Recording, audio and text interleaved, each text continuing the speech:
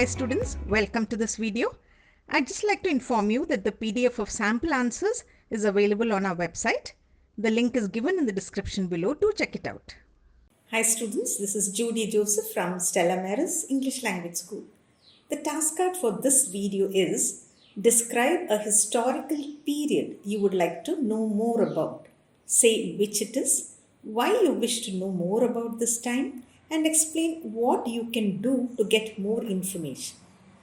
Let's move on to our sample answer. I must confess that history was quite a dull and boring subject for me when I was at school.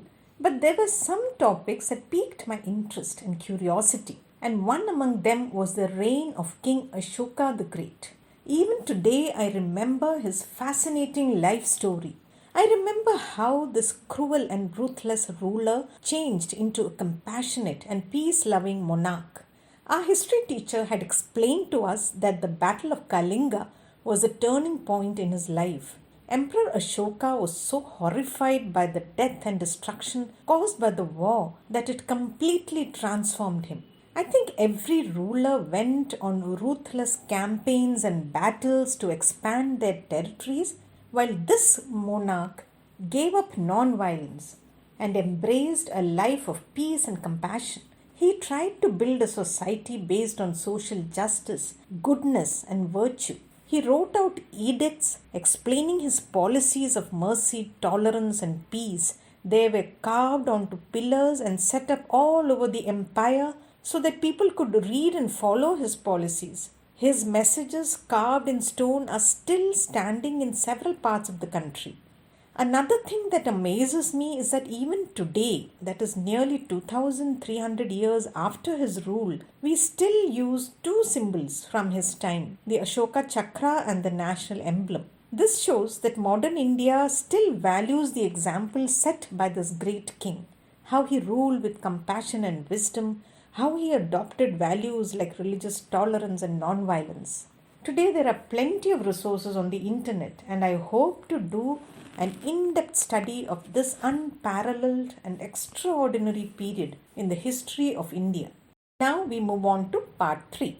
Do you think nowadays children are learning too much history? Well, I don't think there is a surfeit of history lessons at school. Schools usually divide the syllabus equally among all the subjects. History is not assigned extra time or portions.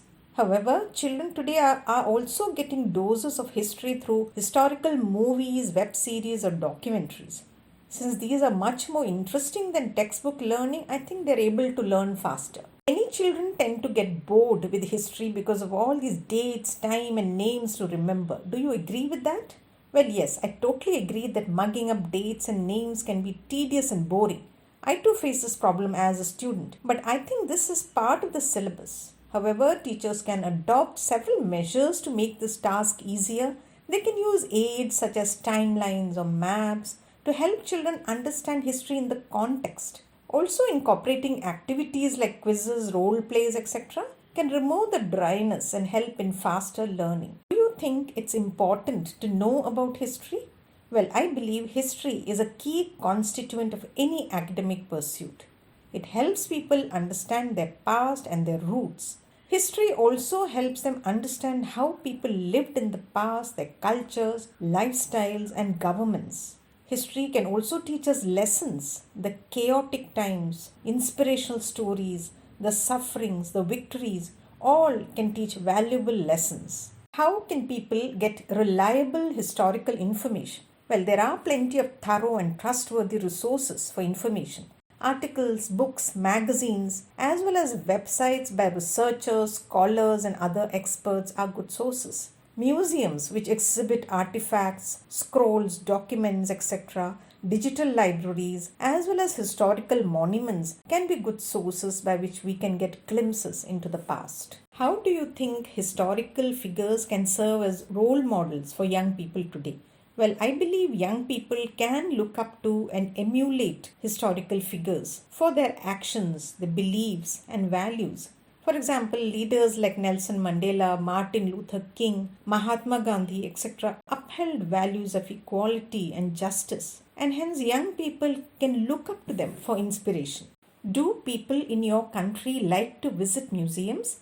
Yes, museums are a popular destination for people. Schools conduct study trips to museums for students, which help them gain a better understanding of art, culture, and history. They are also always a part of the itinerary of tourists. Do you think museums should be free of cost to enter? I think it's totally justified to charge for entry to museums. The entry fee would help museums meet the operational costs. Museums have vast expenses like staff wages, lighting, air conditioning, building repair and maintenance, acquisition of new objects, display and storage costs, and so on. Do you think local people and tourists should pay the same amount to enter a museum? Yes. I don't think there should be any disparity in the entry fees. This would not only be unfair and discriminatory but also be an unpleasant experience for tourists. How do you think museums of the future might be different from museums today? I think there will be an increased use of technology in museums in future, especially technologies like augmented reality and virtual reality, so that visitors can have a more interactive and personalized experience. It's quite likely that museums will have greater tie ups with educational institutions to contribute more effectively to the learning experience of students. How do you think the museums of the future might portray the 21st century? Well, I think that is a very interesting question. As technology progresses by leaps and bounds, it is quite possible that in future museums will exhibit aspects of life today. Buses, trains, metros, etc. will be showcased as outdated modes of transportation at a time when probably flying cars may be the norm. Technologies we use today, such as computers, laptops, mobile phones, would have become obsolete and outdated and may become museum exhibits in the future. That's all in this video. I'll soon be back with yet another topic. Till then, goodbye.